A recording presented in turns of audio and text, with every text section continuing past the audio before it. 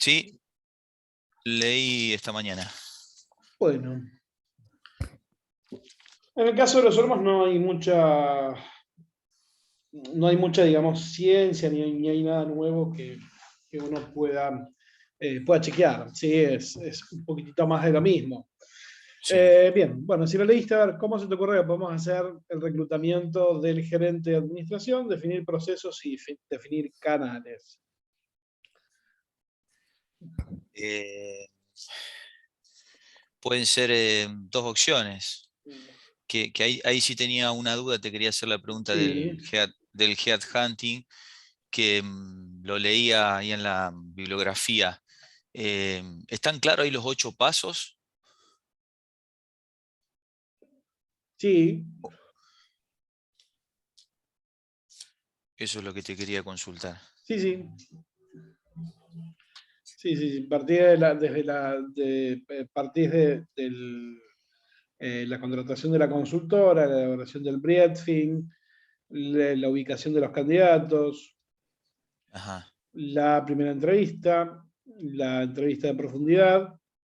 bien. Después de eso Presentación de tenemos candidatos presentación de candidatos, y comprobación de comprobación. referencias e incorporación. ¿Sí? Esos son los pasos del headhunting. Bien, pero acá tenemos un problema dialéctico. ¿Sí? Vos me estás hablando del proceso de selección y yo te estoy preguntando por el proceso de reclutamiento. Bien, sí.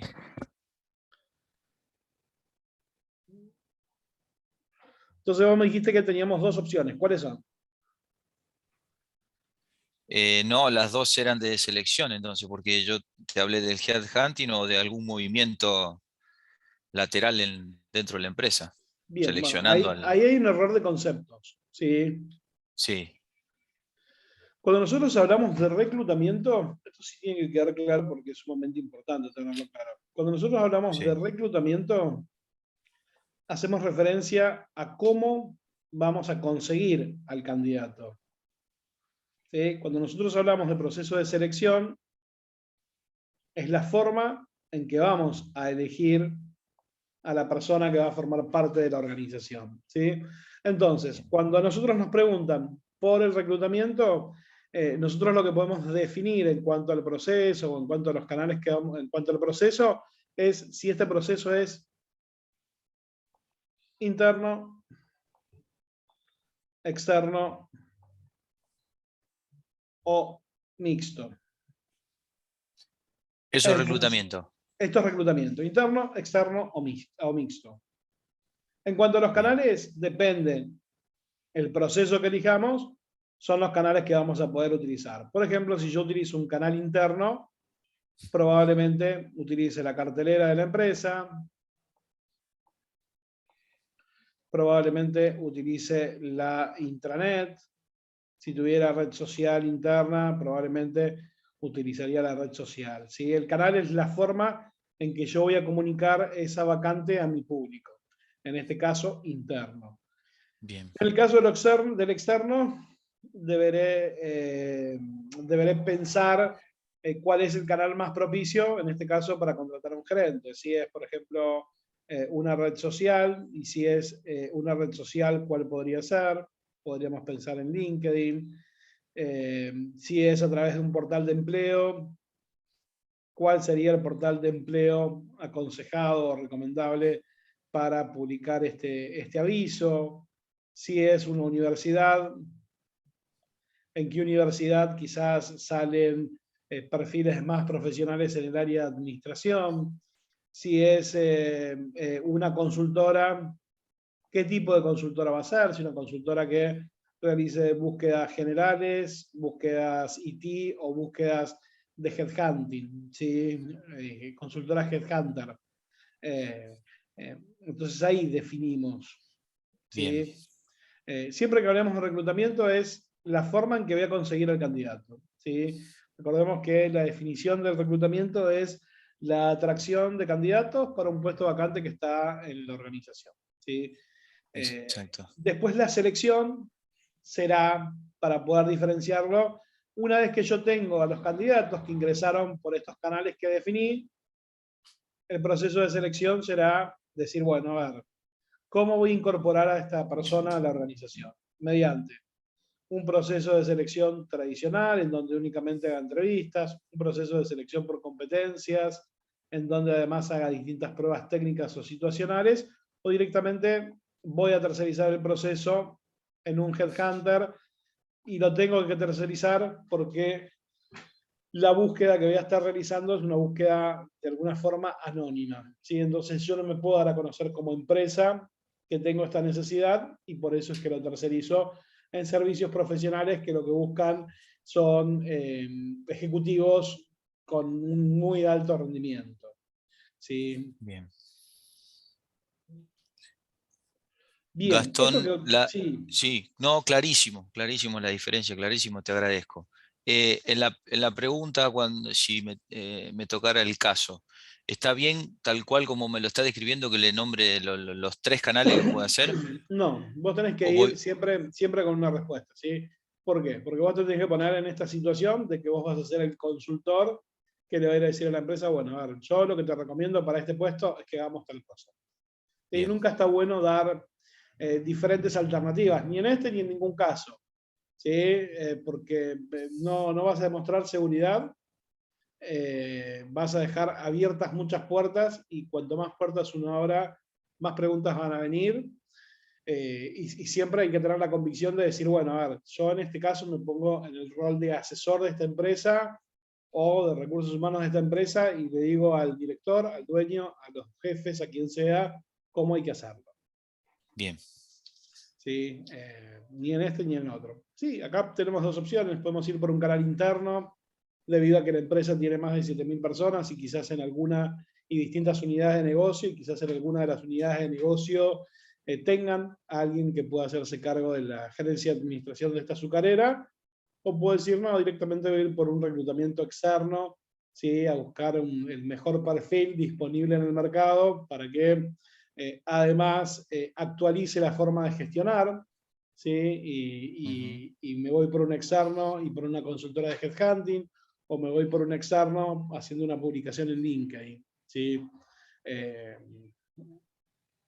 Esas son las dos como opciones que uno puede manejar. Mixto, en este caso, no ameritaría, porque no tendría razón de ser bien, el reclutamiento mixto. ¿Sí? sí, Gastón. Esto en cuanto a la primera pregunta. Después la segunda dice qué métodos y qué herramientas de selección recomendaría llevar adelante para cada uno de los puestos a cubrir y por qué, y redactar los anuncios que uno publicaría. ¿Sí? Bueno, acá sí, qué métodos y qué herramientas. ¿Sí? Acordémonos que cuando hablábamos de procesos, si la pregunta fuera qué proceso de selección, cuando hablábamos de procesos de selección, hablábamos de un proceso de selección tradicional, hablábamos de un proceso de selección por colocación, o de un proceso de selección múltiple. Y cuando hablábamos de métodos, hablábamos de lo que acabamos de mencionar. Tradicional, competencias o headhunting. ¿Sí? Entonces, en función de, inicialmente, del gerente de administración, en función de cómo lo voy a reclutar, es el tipo de selección que voy a utilizar. ¿Sí? Por ejemplo, Exacto. si yo al gerente de administración digo que lo voy a hacer interno, probablemente el método de selección que utilice sea o un proceso por competencias o un proceso tradicional. ¿Cuándo va a ser un proceso tradicional? Cuando yo utilice un proceso de colocación.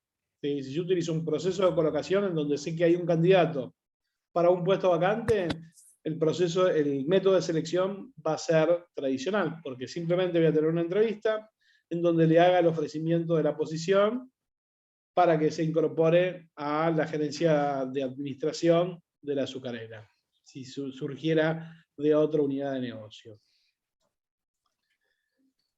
Si yo, por el contrario, publico un aviso interno para que la gente se postule, ahí estaríamos en un proceso de selección tradicional, y probablemente necesite hacer un método de selección por competencias para ver si las personas que se están postulando cumplen con los requisitos, tienen las competencias y están capacitados para asumir esta nueva posición. ¿Sí? Ahora, si yo en el gerente de administración me fui por el externo, por el headhunting, mi proceso de selección va a ser el headhunting. ¿Sí? Sí, No sé si quedó clarísimo. claro. Sí. Sí, clarísimo. Bien, y después para el otro puesto a contratar, que es el de Community Manager, bueno, ahí probablemente el proceso de selección sea por competencias, probablemente sea externo también, y lo que vamos a hacer son distintas pruebas técnicas y pruebas situacionales para ver si la persona es la indicada. Si dentro de las pruebas situacionales probablemente hagamos algún tipo de prueba que tenga que ver con la tolerancia a la presión o a la frustración, el manejo de redes principalmente, eh, o algún tipo de prueba más de trabajo en equipo. Sí, debido a que el community manager va a tener que estar relacionado con toda la organización para poder dar respuesta a los clientes que normalmente se quejen por ese medio. ¿Sí? Sí. Y después redactar los anuncios. ¿Sí? Los anuncios tenemos que recordar que siempre que uno los vaya a publicar, tenemos que tener el nombre de la empresa o a qué se dedica, tenemos que tener las funciones, el objetivo, las funciones y las tareas que va a realizar, las competencias, los requisitos y el lugar donde enviar el currículum. ¿Sí? Por ejemplo, si pensáramos en el Community Manager, diríamos importante empresa azucarera de la provincia ¿dónde están? De la provincia de Jujuy. Jujuy, busca su próximo Community Manager. Las funciones serán publicar información en redes sociales, eh, responder a consultas de nuestros clientes, mejorar la satisfacción del cliente externo y generar lazos con la comunidad en general. Los requisitos, las competencias que deberá tener: ser una persona proactiva, con tolerancia o tolerante a la presión, con buena comunicación, tanto oral como escrita, y trabajo en equipo. Los requisitos para esta posición: ser estudiantes de comunicación social, psicología o carreras afines, tener al menos 2 años de experiencia manejando redes redes sociales en otras organizaciones, principalmente de consumo masivo. Los interesados postularse presionando acá. ¿Sí? Y ahí tenemos el anuncio, por ejemplo, para el Community Manager. De la misma manera será para el gerente de administración. ¿Sí? Bien, Y ahí se terminó la ciencia de la segunda pregunta. bien. Después nos dice cómo se supone que es la cultura de esta organización y cómo gestionaría ese ruido comunicacional para lograr resultados. ¿Cómo es la cultura de esta empresa? Cultura fuerte.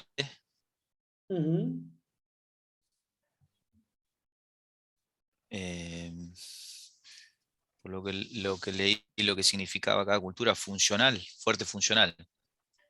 ¿Por qué? Lo busqué en la definición tal cual. Yo copié esto, por los significados compartidos, que es lo que dice la definición. Por ser, por ser proactiva.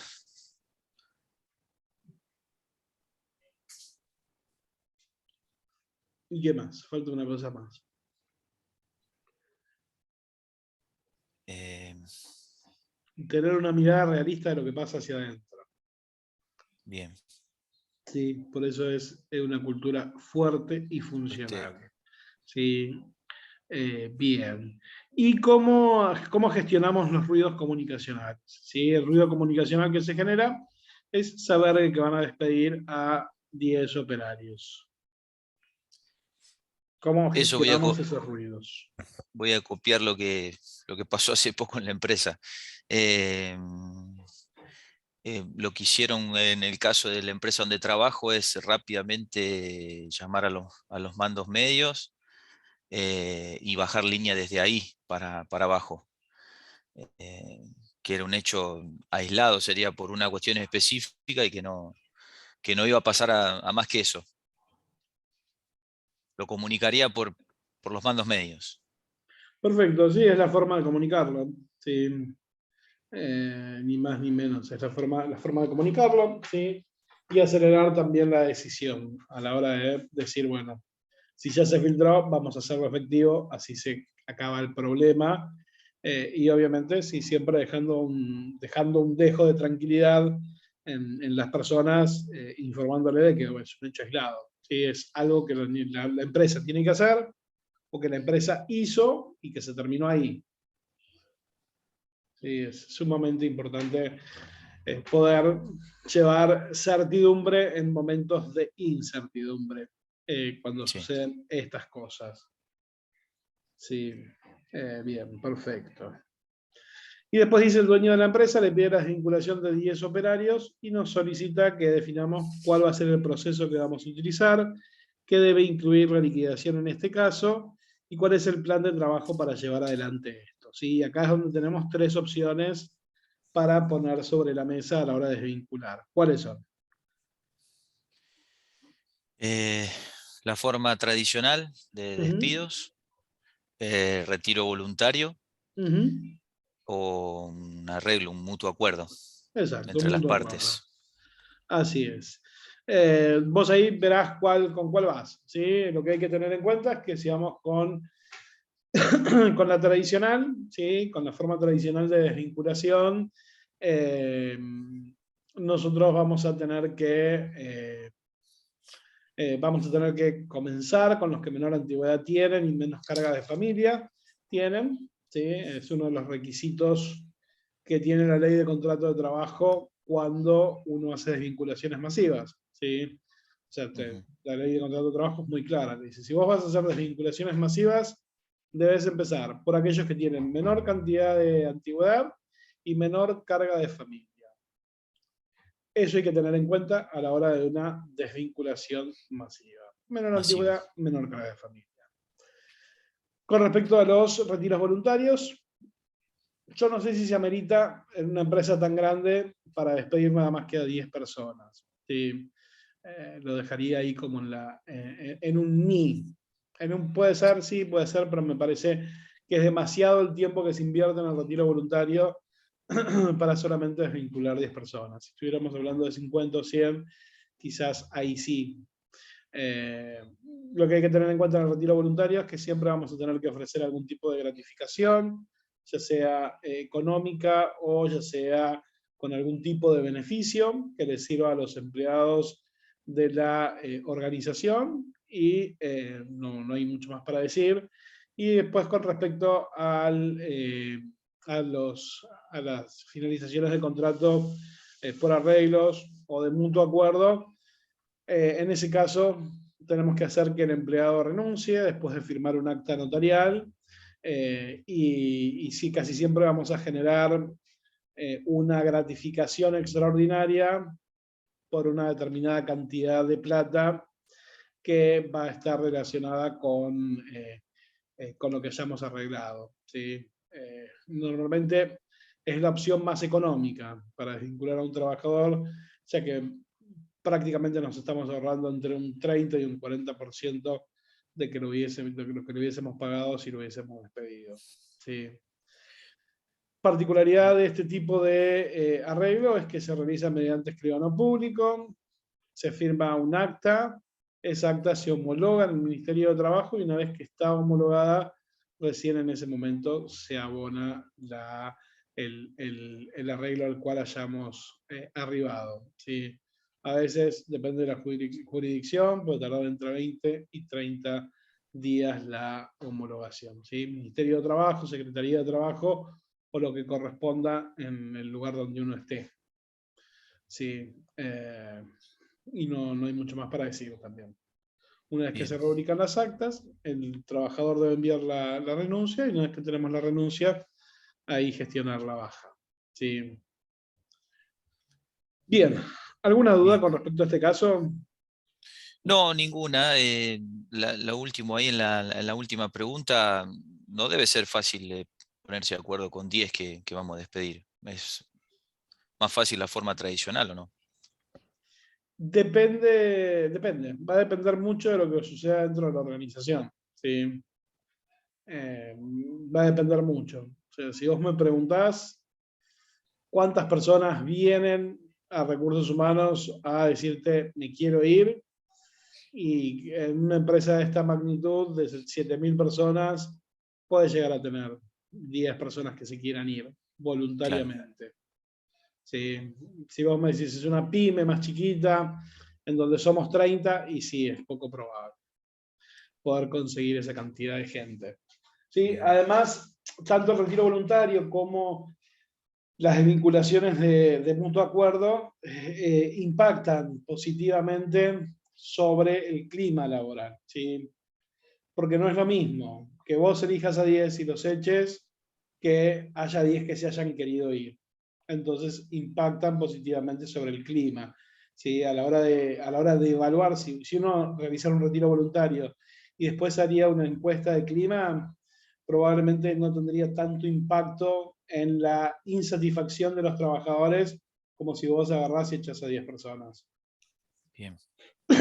Sí, psicológicamente está visto por los empleados como que, bueno, en el retiro voluntario o en el arreglo, los que se fueron eran porque se querían ir, ¿sí? No fueron obligados como en la desvinculación tradicional. Sí, impacta menos. Exactamente, tiene un impacto, podemos decir, más positivo en el clima laboral. Sí. Bien. Bien. ¿Alguna otra duda? No, ninguna de esto. Excelente, vamos con el otro. Autopartes. ¿Sí? Empresa que se dedica a la autopartes, 150 empleados, y en el último trimestre registró un 15% de accidentes. Acá, si uno mira las preguntas, uno nos va llevando a otro, ¿sí? De alguna manera, de acuerdo a mi respuesta 1, voy a tener la respuesta 2, y de acuerdo a la respuesta 2, voy a tener la respuesta 3, ¿sí? Tienen todas un nexo causal.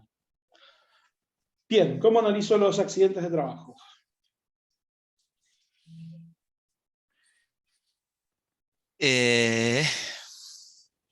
Con revisando las técnicas anteriores y técnicas posteriores. Bien, ¿y acá cuál utilizarías? Ya las posteriores, porque los accidentes ya sucedieron.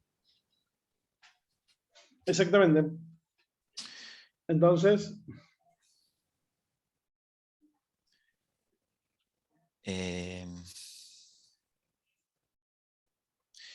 ¿cuáles serían esas tendríamos técnicas? que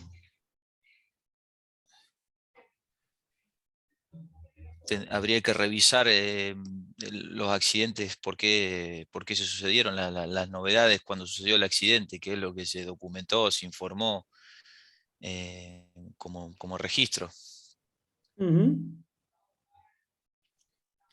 ¿Y qué más?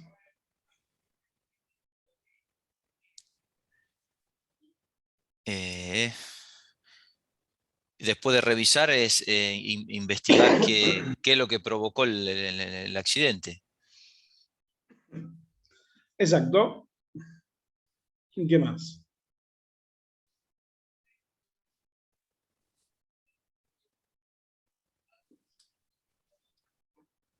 Hasta ahí había pensado, Gastón. No te voy a mentir. Bien, no hay problema.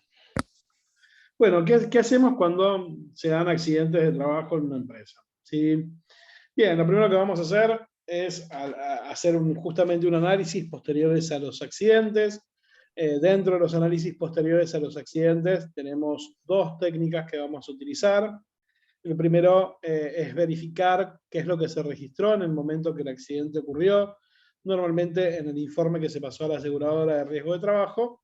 Y el segundo, para intentar comprender qué fue lo que pasó, es de alguna forma, es como una reconstrucción del hecho, ¿sí? Es poder ver el puesto de trabajo, poder charlar con las personas que estuvieron en el momento en que el accidente ocurrió, y poder entender cuál fue la causalidad que generó el accidente en ese trabajador, ¿sí? O en ese puesto de trabajo, mejor dicho. Y en función de esto, en función de esa información, uno va a obtener lo que viene en la segunda pregunta: ¿cuáles fueron las causas de los accidentes? ¿sí? Entonces, yo la primera pregunta la termino contestando o empezando a contestar la segunda. ¿Sí? O sea, ¿cómo analizar los accidentes de la empresa? Bueno, los analizo utilizando las técnicas posteriores a los accidentes. Inicialmente realizo un registro sobre la información que se envió a la aseguradora de riesgo de trabajo y después hago una reconstrucción de cómo fueron sucediendo los hechos hasta que ocurrió el accidente en ese puesto. ¿Sí? Motivo por el cual puedo determinar que de acuerdo a la información estadística que tengo, información con respecto al accidente y a lo que he podido recabar de información de cómo se fueron precipitando los hechos, puedo determinar que lo que sucede en esta compañía es, ¿qué puede ser?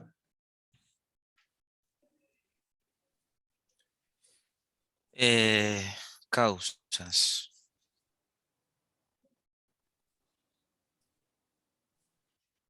Puede ser que tenga que ver con el puesto de trabajo, la maquinaria, o el lugar de trabajo.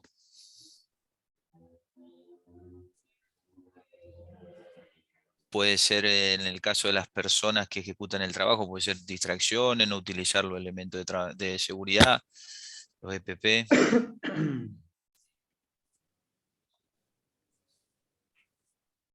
Sí, ¿qué más puede ser? O si vos tuvieras que proponerme 3 causas, ¿cuáles serían? ¿Cuáles serían esas 3 causas que propondrías? Lo de las personas lo propondría, que pueden ser la no utilización de los EPP. Propondría también lo de la maquinaria, que puede ser el lugar de trabajo, la maquinaria que esté en condiciones o no. Eh, y a lo mejor también dentro de la persona que ejecuta, si está capacitado o no para ejecutar la tarea.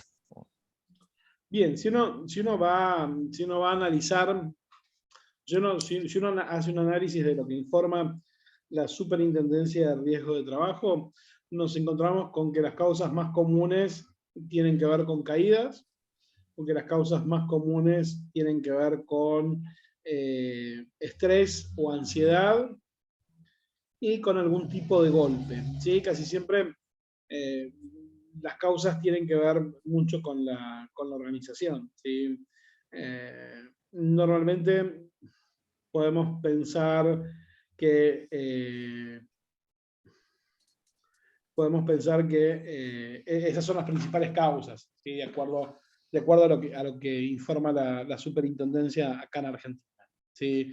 Bien. Después habrá que ver cómo uno lo puede articular, ¿sí?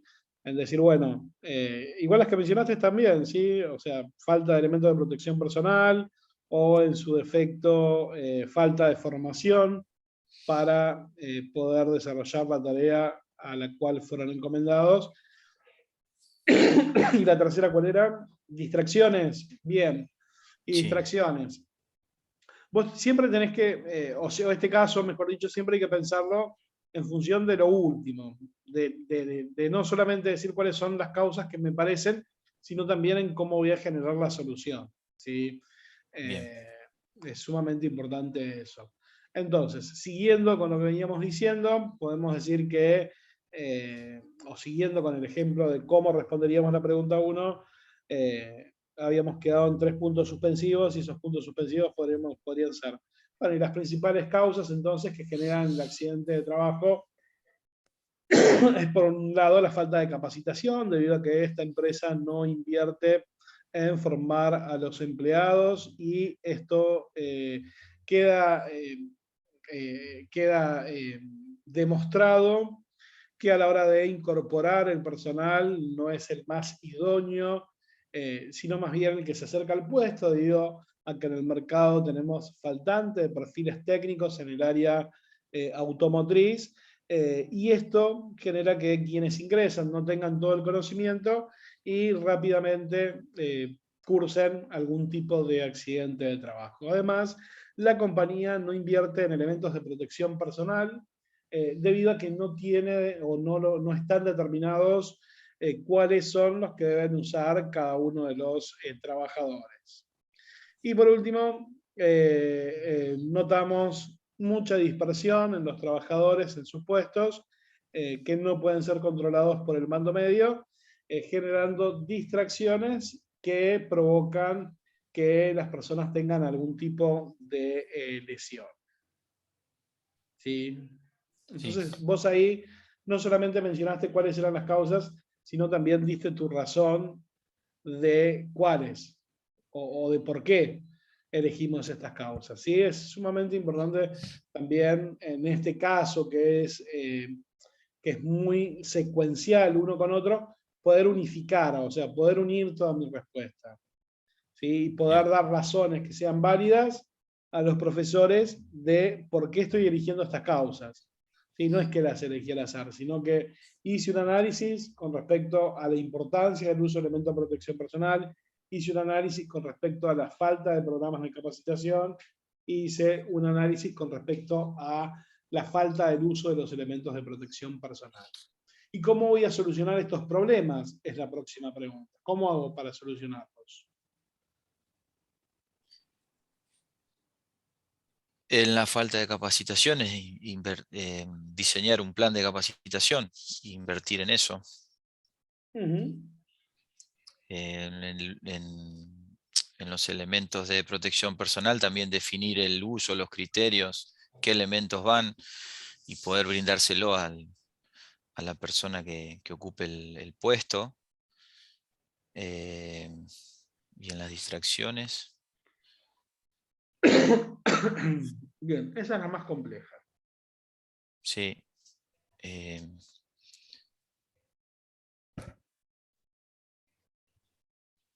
No sé qué podemos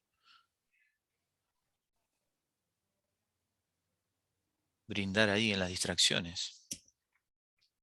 Bien, normalmente ahí lo que se puede hacer es a ver, si vos me preguntás una solución global, obviamente dentro de esta solución global vamos a tener los procesos de capacitación para que las personas tengan el conocimiento completo de cuáles son los riesgos que corren en cada uno de los puestos de trabajo y de esta forma puedan empezar a tomar conciencia de los peligros que están corriendo. Con respecto a los elementos de protección personal, no solamente en el caso de que no se los otorguen, hay que otorgárselos, pero no solamente debemos quedarnos con que se lo otorgamos y con que le enseñamos en cómo debe usarlos, sino también debemos controlar de que los use. ¿Sí? Para eso existe un proceso de evaluación de desempeño, que es la evaluación de desempeño de incidentes críticos, que se hace como una especie de checklist en donde diaria o semanalmente los responsables, supervisores o jefes van tomando, digamos, como lista y van tomando anotaciones de si las personas con las cuales están trabajando justamente cumplen con el uso de los elementos de protección personal y justamente también permite evaluar si las personas están atentas, están comprometidas con el puesto de trabajo. Y en caso de que no, debemos como generar una reevaluación, ¿sí? del perfil que está contratando recursos humanos, debido a que si es un puesto que requiere demasiada exigencia mental, bueno, que las personas estén preparadas mentalmente para ejercer esa posición. ¿Sí? Con esto, ¿qué es lo que quiero decir? Si vos necesitas alguien que opere, por ejemplo, una máquina que corta algún material y que debe ser súper preciso el corte, porque si no se puede generar un accidente de trabajo, debo garantizar de que 100% a quien vayamos a contratar tenga ese nivel de atención para operar esa máquina. ¿Sí? Primer punto. Un segundo punto, puedo pensar, bueno, si las personas se dispersan, bueno, ver en qué momento se dispersan, después de cuánto tiempo. Y si puedo determinar que quizás se dispersan después de 40 minutos de estar haciendo una tarea, bueno, puedo decir, a partir de ahora, las jornadas son 40 minutos de trabajo full y 10 minutos de descanso. ¿sí? En donde las personas esos 10 minutos salgan a tomar aire, a respirar aire y después vuelvan y trabajen otros 40 minutos y así, ¿sí? Eso también es una opción Sí, válida que uno pudiera tomar. O en su defecto, si quisiéramos generar mayor atención, es decir, bueno, si a partir de ahora los niveles de accidente en esta compañía son iguales a 0, le vamos a otorgar un premio mensual de 50 pesos a cada uno. ¿Sí? Eso también bien, es otra estrategia que uno puede utilizar. ¿Sí? Porque yo le digo, bueno, si vos te accidentas, estás jodiendo al resto de tus compañeros porque ninguno va a cobrar, la gente va a prestar más atención. Porque si no, después te van a señalar como el turro que se accidentó en los compañeros. sí, ¿Sí? Entonces son algunas opciones que se me ocurren que se podrían implementar cuando ocurren este tipo de cuestiones que tienen que ver justamente con faltas o con déficit de atención. ¿Sí? Vos después verás cuál te gusta más, investigarás cómo trabajar también los déficits de atención y en función de eso sacarás tu propia conclusión. ¿Sí? bien. Pero inicialmente estos son los que se me ocurren. ¿Queda alguna duda en cómo sería, digamos, la respuesta de este caso? No, no, Gastón, al contrario, clarísimo. Excelente.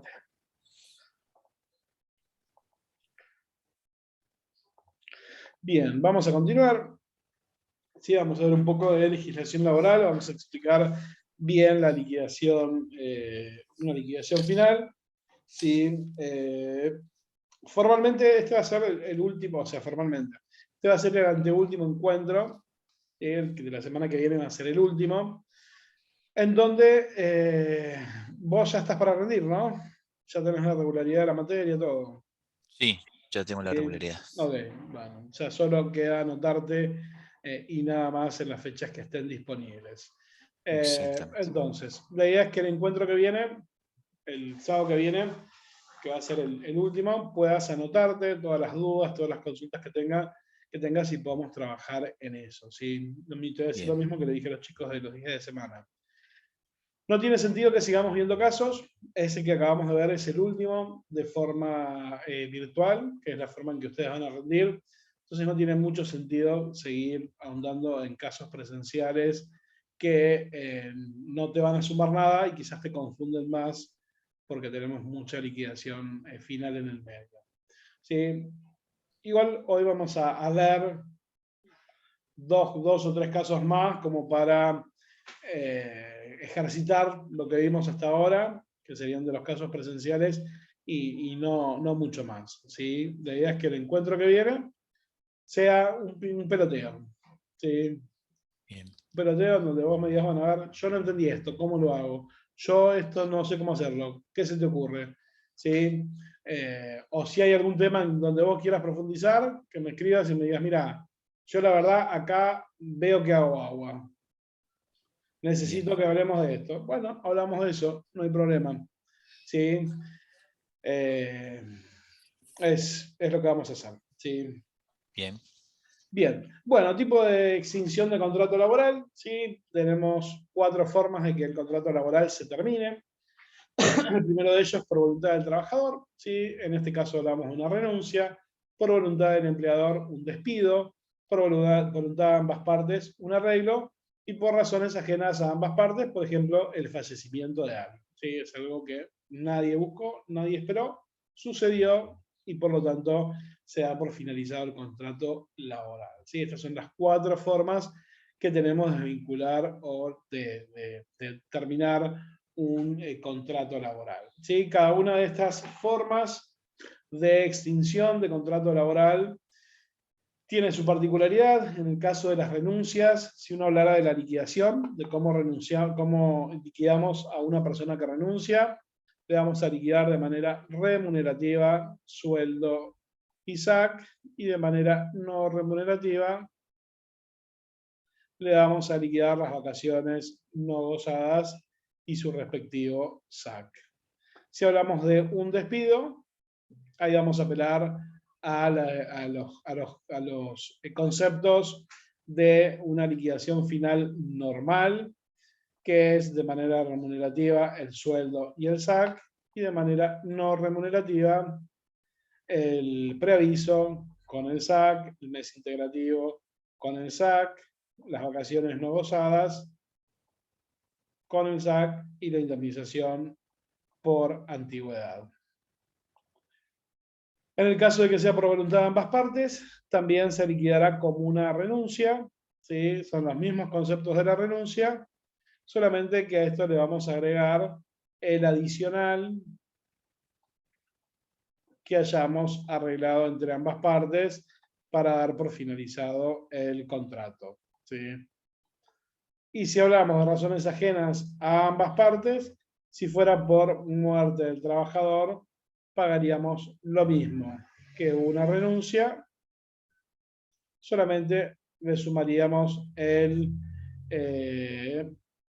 50% de la indemnización por antigüedad. Sí. Bien. ¿Cómo se liquida cómo hacemos una liquidación por tiempo indeterminado? Que es normalmente la más común, ¿sí? Cuando la empresa decide despedir a alguien, y es normalmente lo que nos preguntan también en este FIP, ¿sí? ¿Cuáles son los conceptos que forman parte de la liquidación final?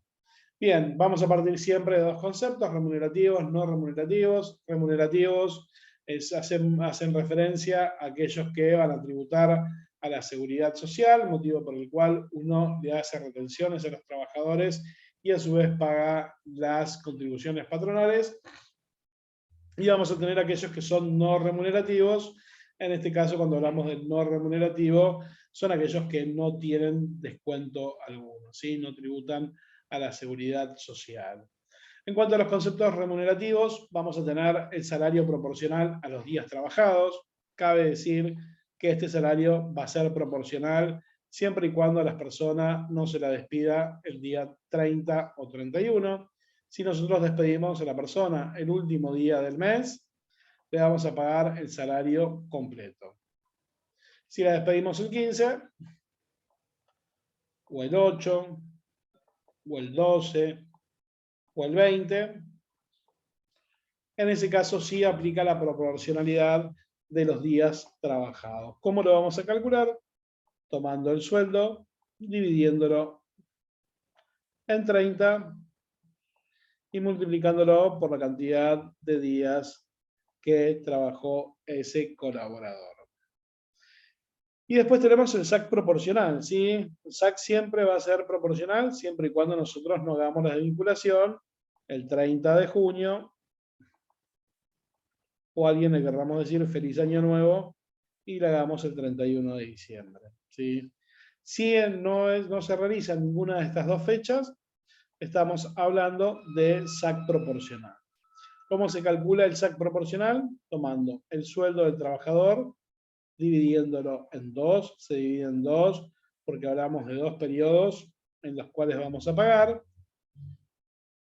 El salario dividido 2, dividido 181 en el caso del primer semestre y 182 en el caso del segundo semestre, y multiplicándolo por la cantidad de días trabajados en el semestre, ¿sí? Cuando hablamos de cantidad de días trabajados en el semestre, el SAC, como se paga en 2 oportunidades, la mitad de ese sueldo, como se pagan 2 oportunidades, vamos a tener primero, la primera mitad del 1 de enero al 30 de junio y la segunda mitad del 1 de julio al 31 de diciembre. O sea que si yo despido a alguien el 31 de enero, mi cantidad de días trabajados en el semestre van a ser 31, y si yo despido a alguien el 31 de julio, la cantidad de días proporcionales también va a ser 31, solamente que del segundo semestre, ¿sí? Primer y segundo semestre. Bien, después dentro de los no remunerativos tenemos conceptos que se pueden pagar o no. ¿Cuáles son los conceptos que se pueden pagar o no? El preaviso y el mes integrativo. En el caso del preaviso, ¿de qué va a depender? Va a depender de que la empresa le haya mandado el telegrama con 30 días de anticipación o 60 días de anticipación de acuerdo a la antigüedad. ¿Cuándo yo necesito preavisar a un trabajador 30 días antes? Cuando éste tenga menos de 5 años de antigüedad. Cuando tenga más de 5 años de antigüedad, debo preavisarlo con 2 meses de anticipación. Normalmente, ¿por qué las empresas preavisan a sus empleados? Normalmente lo hacen porque normalmente las empresas no lo hacen, ¿sí? No lo hacen porque preavisar a alguien es de alguna manera gestionar un equipo con un mal clima laboral durante 30 o 60 días, es tener una persona improductiva que solamente puede llegar a causarnos problemas. Si trabajamos en un área sensible que se maneja información confidencial, probablemente quiera vender esa información a la competencia, pueda atentar contra la integridad de la organización en ese sentido. También porque puede llegarse a pedir algún tipo de licencia psiquiátrica, por ejemplo, que eso interrumpe el plazo del preaviso o simplemente por ahí se accidenta, ¿sí? Eso también interrumpe el periodo del preaviso. Y además, nosotros como empresa le tenemos que dar a esa persona 2 horas por día para que busque trabajo. En su defecto, las puede juntar a lo largo de 4 días y tomarse un día completo.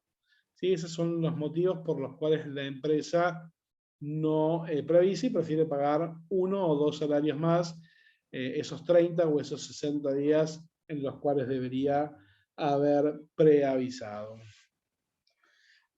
Después tenemos el otro concepto que puede pagarse o no, y es el mes integrativo. El mes integrativo va a depender del momento en que hayamos desvinculado al trabajador. Si fue el día 30 o 31, no tenemos mes integrativo, pero sí, si tenemos un 15, un 20, un 10, un 28 o la fecha que fuere, menos el último día del mes. ¿Qué es el mes integrativo? Lo que la ley de contrato de trabajo nos va a decir en el artículo 233 es que una persona, cuando es desvinculada, se le debe pagar el último mes de forma completa, independientemente si lo trabajó o no lo trabajó. En este caso, si nosotros desvinculamos a alguien el día 15, vamos a tener 15 días dentro del salario proporcional y los 15 días restantes dentro del mes integrativo. Motivo por el cual la fórmula del cálculo es la misma que la del salario proporcional, a diferencia de que en lugar de calcular los días que trabajó, vamos a calcular los días que faltan hacia fin de mes. Después tenemos los SAC. ¿Sí? Vemos que tenemos SAC en previso, SAC en vacaciones no gozadas y SAC en mes integrativo. Aguinaldos de estos 3 conceptos. En este caso los SAC se sacan de la misma manera. ¿Cuál va a ser la forma de calcular el SAC de cada concepto? Tomando el valor anterior y dividiéndolo por 12. ¿Por qué lo dividimos por 12? Porque es la 12ª parte del sueldo que el trabajador cobraba, que el trabajador va a cobrar. Lo mismo sucede con el SAC sobre vacaciones no gozadas. El valor que nos dio las vacaciones no gozadas dividido 12 va a ser el SAC. El valor que nos dio el mes integrativo dividido 12 va a ser el SAC. ¿Sí? Artículo de vacaciones no gozadas es el artículo de SAC, perdón, es el 128. El preaviso es 231, 232. El mes integrativo es 233. Las vacaciones no gozadas, artículo 256.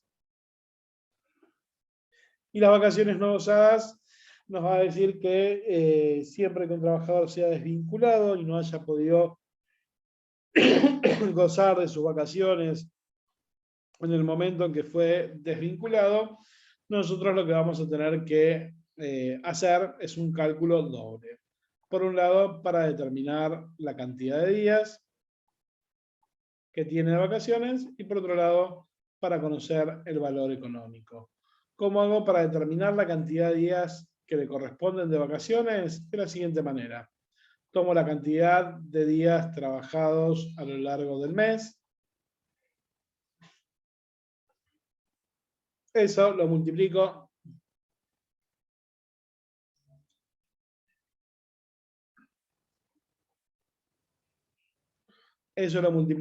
por la cantidad de días que le corresponden. A una persona le van a corresponder 14, 21, 28 o 35 días de acuerdo con su antigüedad. Serán 14 a quienes tengan menos de 5 años de antigüedad, 21 a quienes tengan entre 5 y 10, 28 a quienes tengan entre 10 y 20, y 35 a aquellos que tengan más de 20 años dentro de una organización. ¿Sí? Entonces, ¿dónde estamos? Bien, entonces, vamos a ponerlo más claro, porque si no, ya me estoy poniendo hasta yo. Bien, entonces, las vacaciones no usadas, dijimos, 156 el artículo, la base o la fórmula del cálculo es la cantidad de días trabajados en el año, multiplicado por la cantidad de días que le corresponden, artículo 150,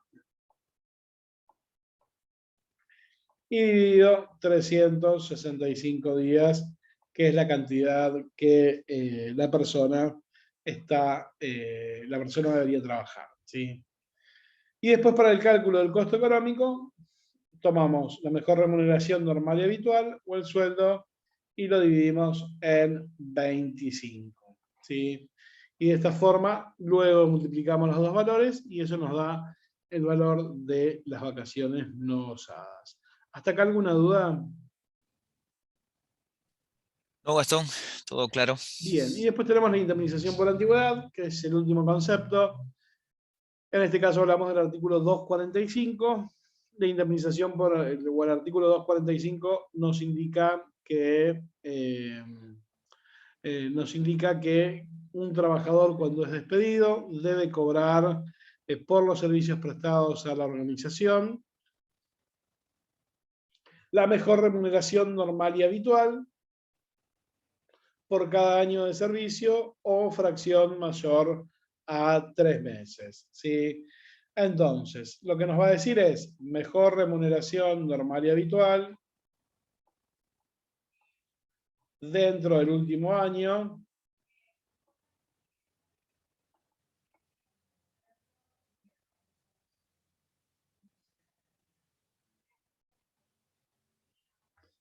por cada año trabajado o fracción mayor a 3 meses. Imaginemos que si una persona gana 100 pesos y esa es su mejor remuneración normal y habitual, a la hora de pensar en el cálculo, si tuviéramos un empleado que trabaja hace 4 años, 2 meses y 29 días, y uno que trabaja 4 años, 2 meses, 3 meses y un día, la liquidación final va a ser distinta. Para el primero van a ser 4 mejores remuneraciones normales y habituales, y para el segundo van a ser 5 mejores remuneraciones normales y habituales. ¿Sí? ¿Cuál es la diferencia? 3 días, bueno, pero en esos 3 días o en esos 7 días que pasaron, la persona cumplió un año más de antigüedad, que yo se lo voy a tener que pagar. ¿Sí? Todo lo que esté de antigüedad por sobre los 3 meses, lo tengo que pagar. No hay chance. Bien. ¿Alguna duda? Ninguna, Gastón. Avancemos. ¿Qué documentación tenemos que entregar al finalizar la relación laboral? Liquidación final, 4 días hábiles para las personas que trabajan por mes o por quincena. 3 días hábiles para aquellos que trabajen por semana o por jornada.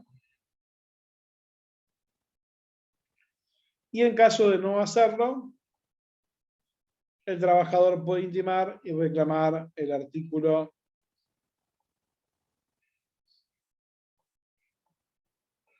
2 de la ley 24013, ¿sí? La 24013, perdón, la 25323. En el caso de la legislación o la ley 25323, aplica siempre que el trabajador realice algún tipo de reclamo contra la empresa de índole económica, le genere ese reclamo. ¿Sí? Bien. ¿Qué pasa si yo no pago la liquidación final en tiempo y forma? Voy a obtener como multa que un 50% más es lo que le debo pagar a ese trabajador. ¿Sí? De su liquidación final, el 50% más por no cumplir con los días de tiempo y forma. Después necesitamos entregar el certificado de trabajo del artículo 80. Este certificado de trabajo consta del nombre, el apellido, el número de documento de la persona, la categoría profesional y pueden estar los aportes y contribuciones que se realizó. El empleador hay que tener en cuenta de que se debe entregar dentro de los 30 días, ¿sí? Debido a que pasados los 30 días esto va a generar una multa en favor del empleado pudiendo reclamar hasta 3 salarios complementarios a la indemnización. ¿Sí? Casi siempre se recomienda hacerlo en el momento en que la persona viene a dejar los elementos de la compañía y a su vez también, no solamente eso, sino también viene a firmar la baja. ¿Sí?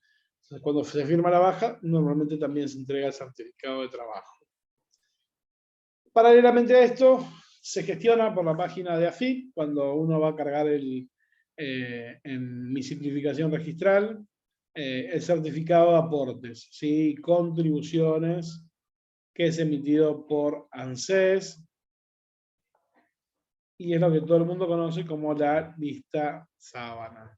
¿Sí? Bueno, donde mi empleador declaró todo lo que me retuvo y todo lo que pagó y todo lo que me pagó. Y por último tenemos el impuesto a las ganancias cuarta categoría. ¿Sí?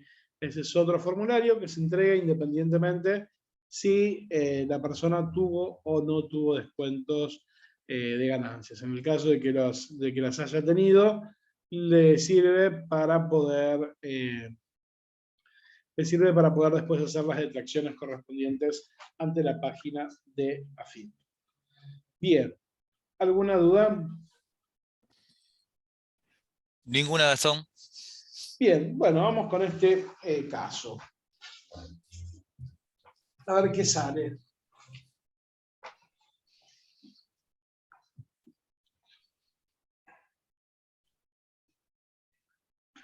Este ya es de los casos presenciales, ¿sí?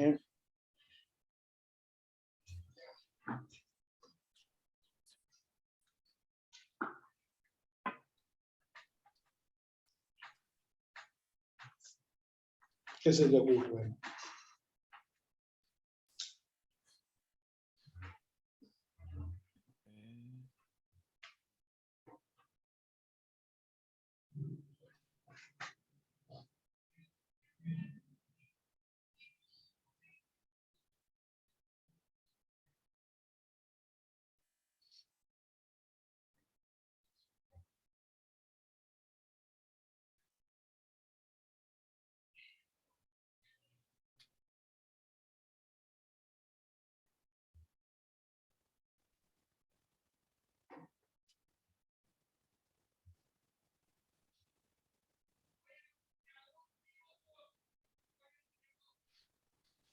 Bien.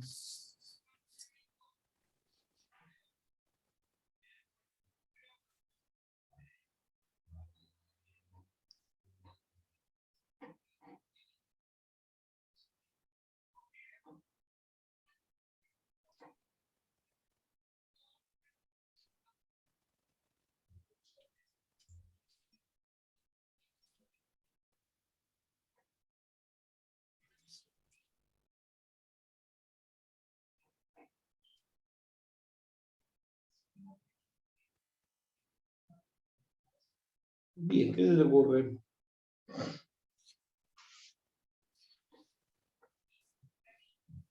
Para realizar la descripción. Para realizar la descripción. ¿Cómo haremos la descripción de puestos?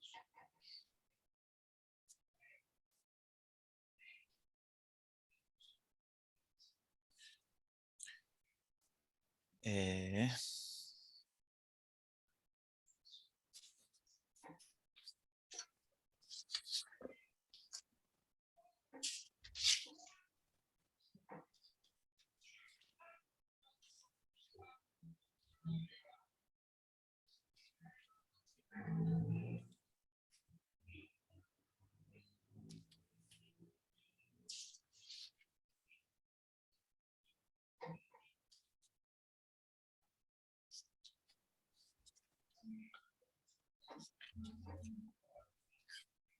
¿Qué se te ocurre? describir las tareas que va a realizar. Bien, ¿cómo harías? ¿Cómo harías la descripción de puestos?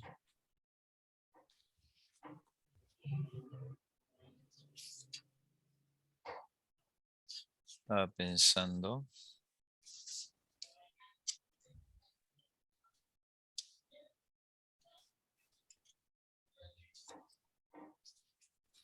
O sea, hay dos formas de hacerlo.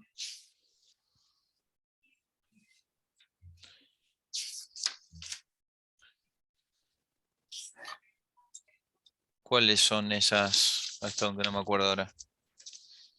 Bien, cuando nosotros vamos a describir un puesto, tenemos dos opciones o dos probabilidades para poder hacerlo.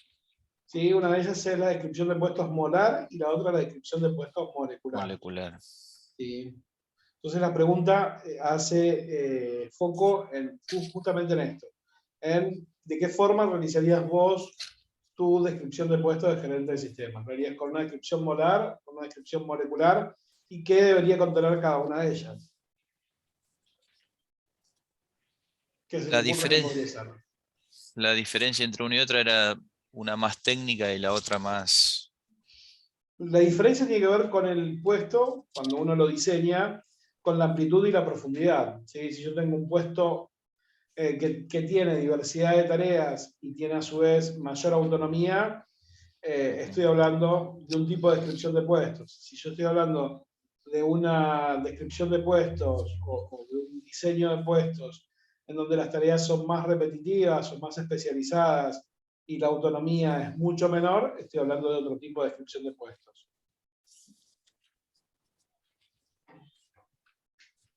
¿En qué caso hablo de cada cual?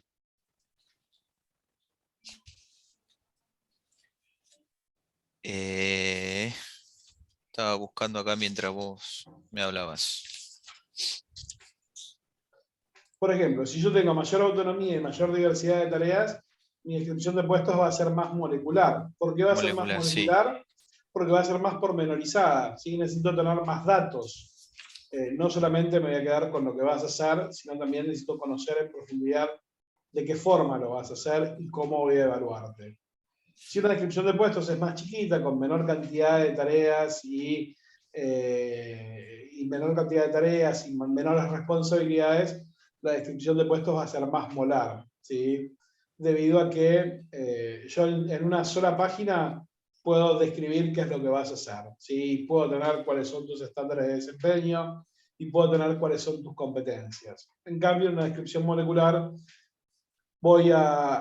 ¿y cuál es el objetivo? ¿No? En una descripción molecular, lo que yo voy a tener es un pormenorizado absolutamente de todo, desde cuál es tu lugar en el organigrama, hasta qué sueldo vas a cobrar, hasta si tenés subordinados o no, quién va a ser el responsable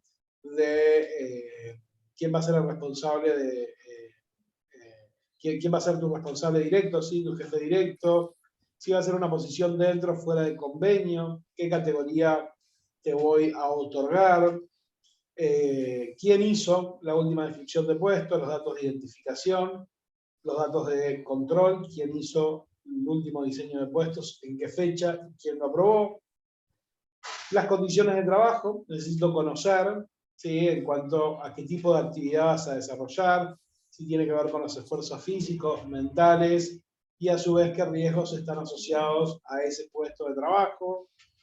Después necesito conocer cuál es el objetivo, la misión que va a tener ese gerente de sistemas, en este caso en esta empresa, cuáles van a ser sus funciones, sus tareas, sus estándares de desempeño, qué competencias debe tener desarrolladas, cuál va a ser el contexto del puesto interno interna y externamente, y por último, cuáles son los requisitos. Sí, probablemente una descripción de puestos de tipo molecular nos lleven por lo menos 6 páginas de desarrollo.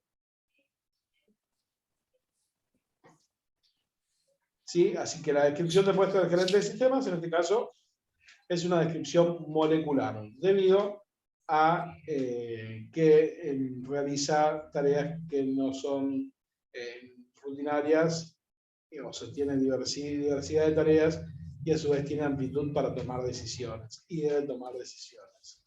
¿Sí? Exacto. Después nos dice, elija cuál sería el método más acertado para esta búsqueda. ¿Cuál es? Eh,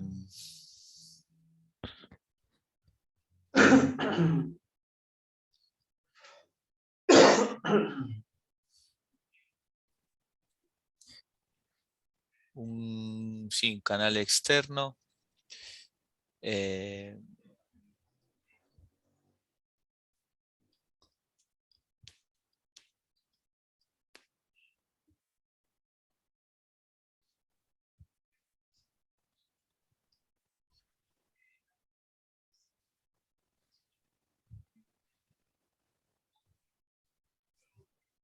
sí, canal externo puede ser por una, como hablábamos antes, por una red social, por LinkedIn, puede ser por una consultora.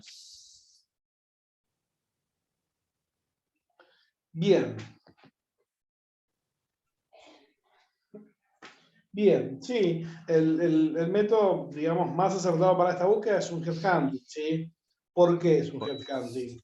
Porque estamos sí, por, hablando de una sí, gerencia inicialmente, y segundo, de un bien escaso, como es sistemas, ¿sí? Un gerente de sistemas lo vamos a conseguir pura y exclusivamente a través de un método de headhunting, ¿sí?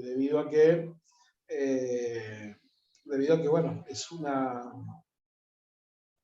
posición que va a requerir demasiado esfuerzo el poder conseguirlo, ¿sí? Así que por eso vamos por el headhunting. No, no solo porque es un gerente, sino también porque está en un área crítica en donde son muy pocos los profesionales que están disponibles en el mercado. ¿Sí? sí, sí, sí. Bien. Y después dice, a su vez, también se contratará un asistente de gerencia part-time, 4 horas, que para esto deberá realizar el cálculo anual del costo laboral con un sueldo de 22.000 pesos. Bueno, ¿cuáles son los costos laborales anuales de un trabajador para una empresa?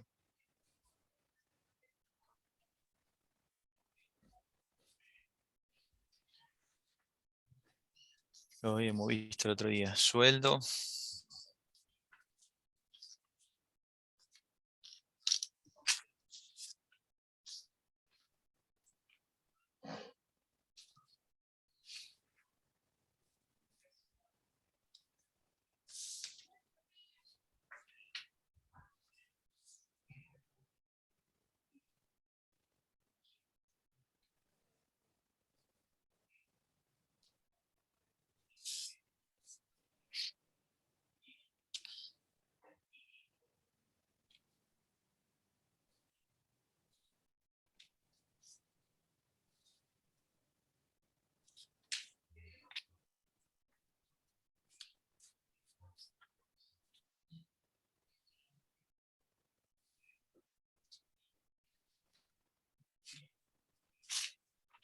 Estaba queriendo encontrarlo donde él tenía anotado. Sueldo.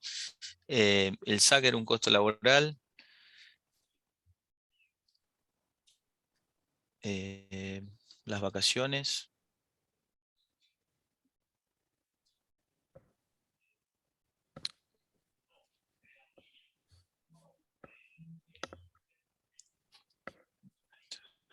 ¿Qué más?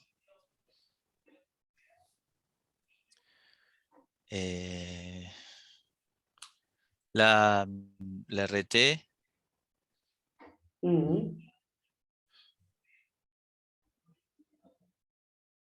el seguro de vida,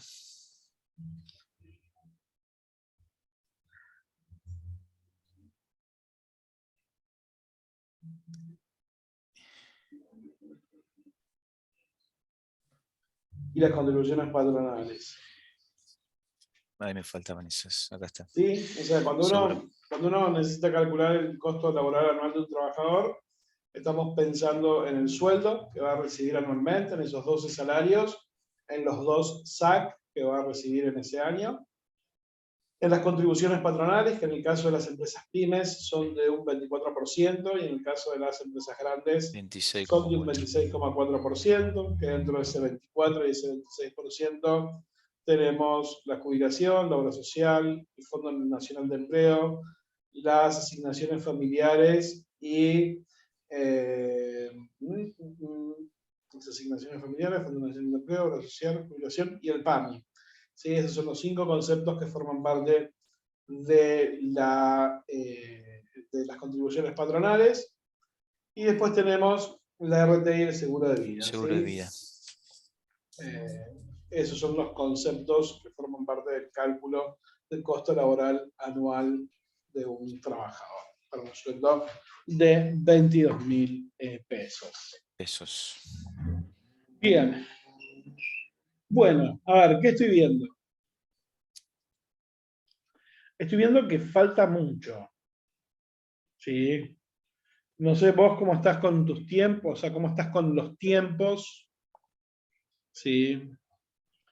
Si estás pudiendo estudiar, si estás pudiendo ver los videos. Sí, con los tiempos estoy corto. Recién esta semana me pude meter un poquito más. Hay una realidad eh,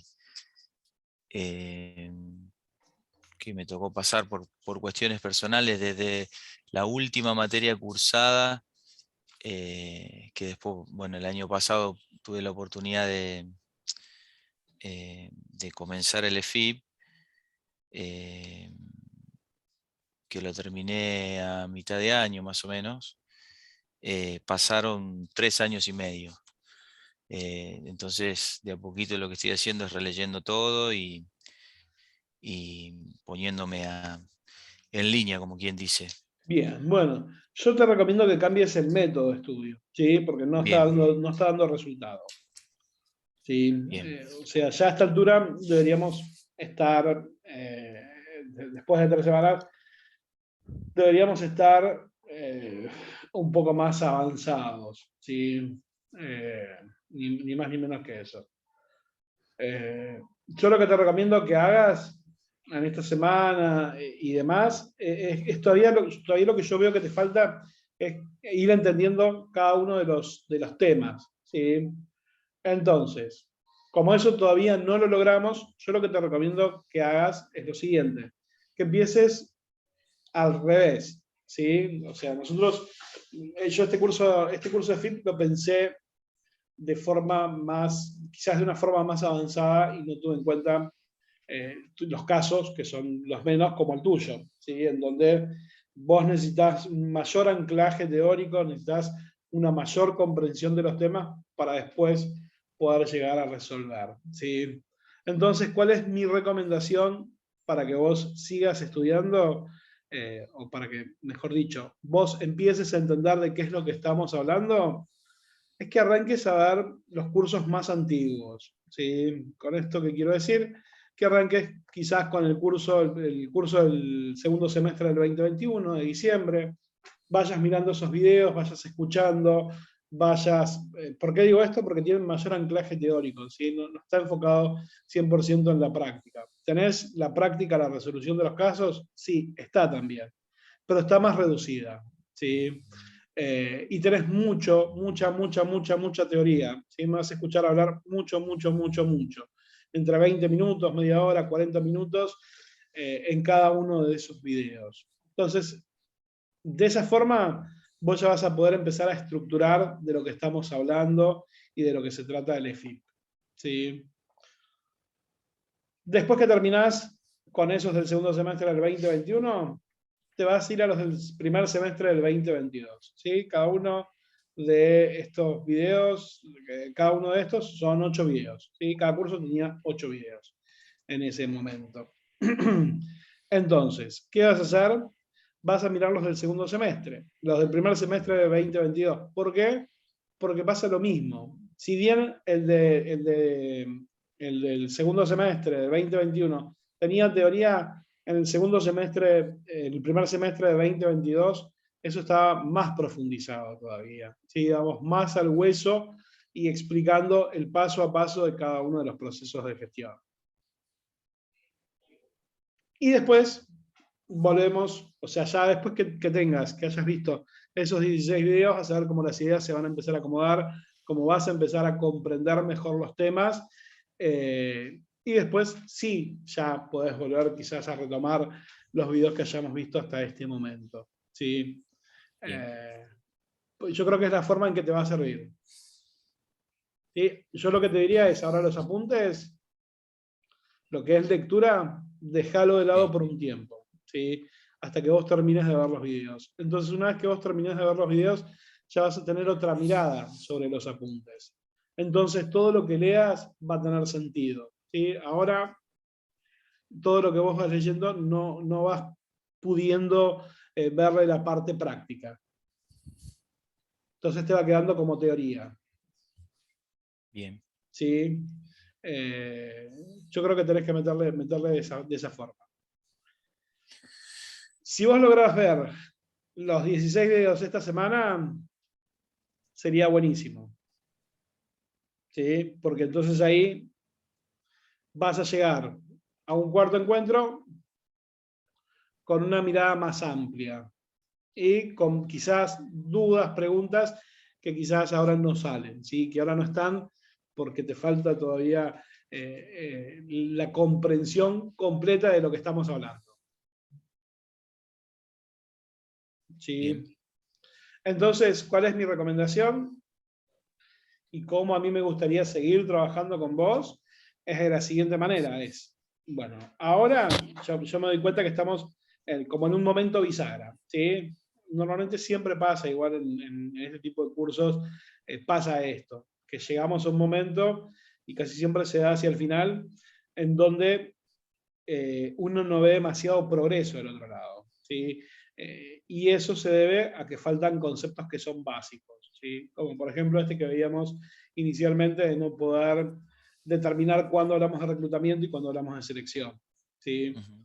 Entonces yo siempre lo que les recomiendo es lo mismo, vayan a ver los videos anteriores porque eso les va a permitir abrir la cabeza y les va a permitir entender cada uno de los temas. ¿Sí?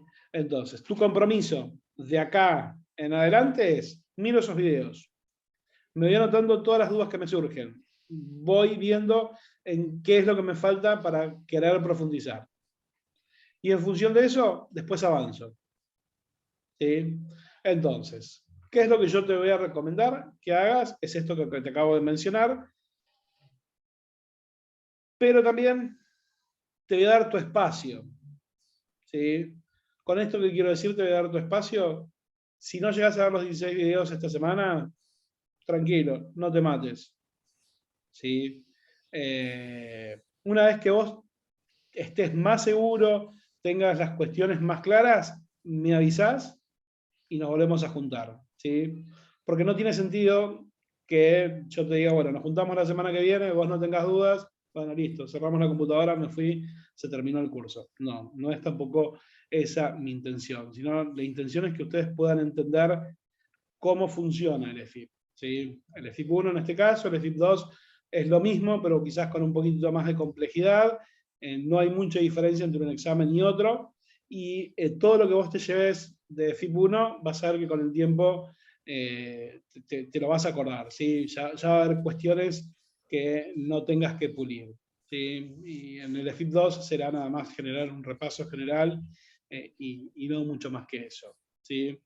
Entonces yo lo que te recomiendo que hagamos es eso, es nada, vos dedicate ahora, no sé, 1, 2 semanas, 3 semanas, el tiempo que necesites como para empezar a masticar toda esta cuestión que tiene que ver con la teoría, con lo más duro, que en los videos es bastante entretenido, ¿sí? En los videos anteriores es bastante entretenido, y en función de eso, una vez que termines, ahí sí que nos podamos volver a juntar, que podamos ver cómo avanzaste, en qué situación estás, resolviendo quizás algún caso más, o algunos casos más, y que vos vayas ganando seguridad.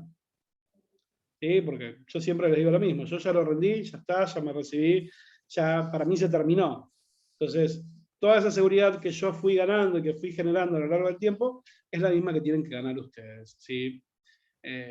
Y es sumamente importante que uno pueda ir posicionándose en el rol profesional, porque el día de mañana nos toca trabajar en una empresa, o si estamos trabajando en una empresa y me piden una mejora, tengo que saber planteárselas, explicarle, mostrarles los por qué son necesarios que se hagan determinadas acciones. ¿Sí? O sea, Sí, no te Gastón. sientas mal, no te frustres, pasa, ¿sí? Es normal que pase, simplemente eso. ¿Sí? Simplemente focalizar. Eso es lo que falta. Focalizar, entender ideas y empezar a cerrar esas ideas. Así es, Gastón, te agradezco muchísimo el consejo, la sugerencia. Me viene bárbaro, uno se siente frustrado, pero normal. Hay cosas que hay que pasar para poder aprender, así que ahí le meteremos con todo. Dale, vos metele con todo. Cualquier cosa me vas avisando cómo venís. ¿Sí? Igual yo estoy preguntando lo mismo porque me interesa que avances. ¿Sí? No me interesa que te quedes ahí como en esta nebulosa de algo entiendo, pero todavía me falta lo otro, entonces quizás es eso. ¿Sí? En la carpeta está todo eso, Gastón, que me En la mencionaste. carpeta que te pasé, tener todo. Primer semestre, segundo semestre, ¿sí? Perfecto. Arrancá por ahí, vas a soñar conmigo, como les pasa a muchos, pero también muchos dicen de que les sirve como para poder entender de qué se trata finalmente el film. ¿Sí? Así va a ser, te agradezco mucho, Gastón. Yo también te No, voy a mantener informado, pero ya arranco a seguir el consejo que me diste. dale, Dani. Y nada, a meterle. ¿Sí? Tenés 2 meses para terminar de entender todo. Exactamente. Julio, no más, en realidad 1 mes y medio. Todo lo que queda de julio y todo lo que queda de agosto para aprovechar la posibilidad de rendirlo virtual. ¿Sí? Si no, después te va a ser presencial y ya tenemos que hablar de otra cosa. Así que te queda 1 mes y medio para meterle a full. Si vos le metés a full, yo he preparado chicos en 3 días. 3, 4 días antes hemos logrado grandes resultados. Así que nada, vos tenés tiempo de sobra para también poder lograr estos grandes resultados. Así va a ser. ¿Sí? Vamos, que no decaiga. Gastón, Estamos hablando, gracias por Dani. todo. Dale, te mando un abrazo. Gracias por todo. Buen fin de.